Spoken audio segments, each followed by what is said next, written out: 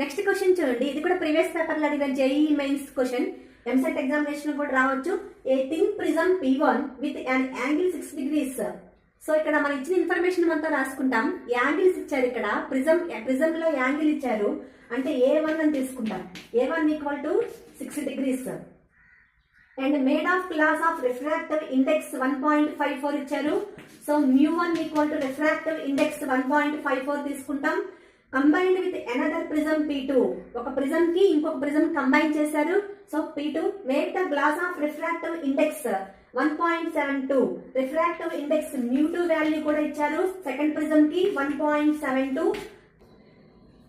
So ఇక్కడ ఏం find out చేయాలి? The angle of prism P2 is, అంటే సెకండ్ ప్రిజం కి యాంగిల్ ఫైండ్ అవుట్ చేయాలి.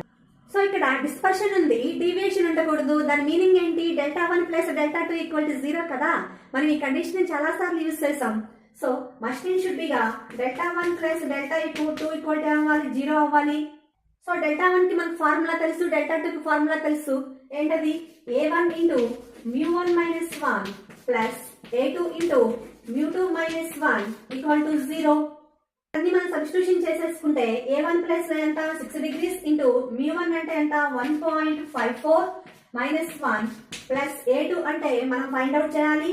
సో A2 ఇంటూ μ2 అంటే ఎంత? 1.72 మైనస్ 1 ఈక్వల్ టు 0.